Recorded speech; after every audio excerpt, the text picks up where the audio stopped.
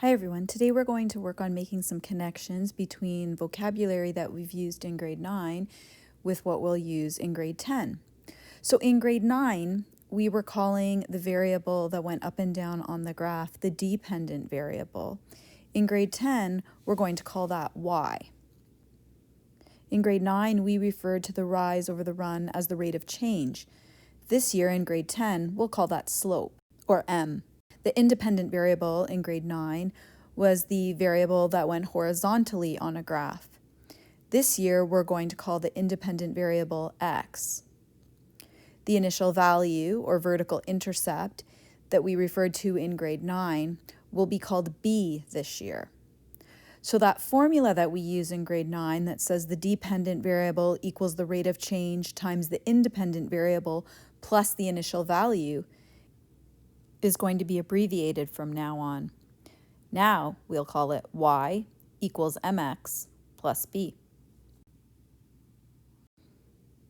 So let's see how we'll use y equals mx plus b when it comes to creating the equation from a graph.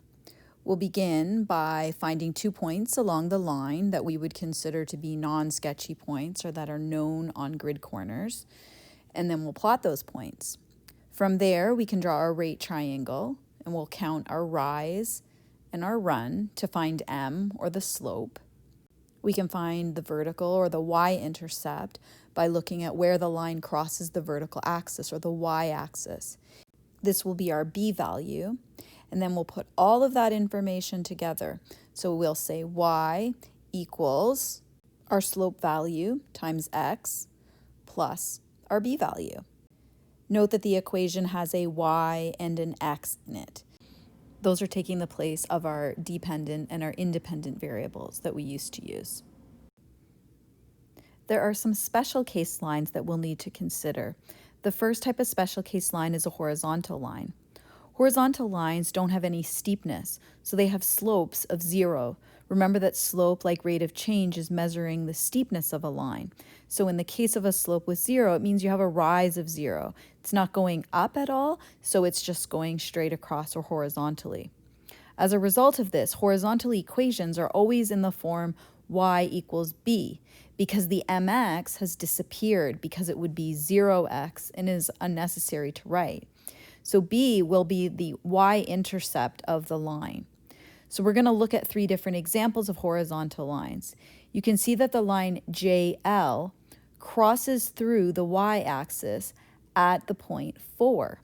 So the equation for this line will be y equals 4.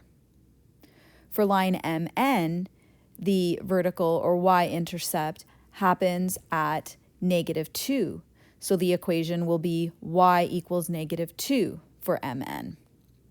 For the final line, PQ, you can see that it's crossing at a y-intercept or a b value of 1. This means that our equation for PQ will be y equals 1. Notice once again that all of the equations of horizontal lines are in the form y equals and then some number. And that number is the b value, or where the line crosses the y-axis. Now, the other type of special case line is a vertical line. And a vertical line has a slope which cannot be defined because the run is equal to 0. If you think about that, a vertical line is going up forever, but it is never going over, so its run would be 0. But you cannot have a fraction with a denominator of 0 because you can't divide by 0. So this means that the slope of a vertical line is actually undefined. As a result of this, vertical equations are always written in the form x equals c, where c is some number, and the number it will be will depend on where the line crosses the x-axis. Let's take a look at some examples.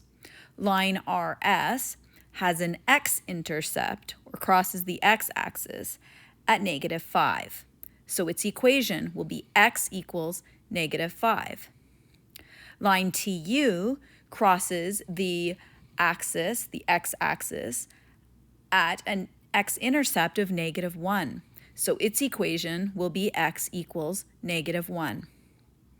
Finally, line VW has a x-intercept of 3. That means that it has an equation of x equals 3. Note that all of your vertical lines are in the form x equals some number, and once again, that number is where the line crosses the x-axis. The equation of the x-axis, or the horizontal axis, is y equals 0, because all horizontal lines have an equation of y equals some number. The equation of the y-axis, because it's a vertical line, will be x equals 0.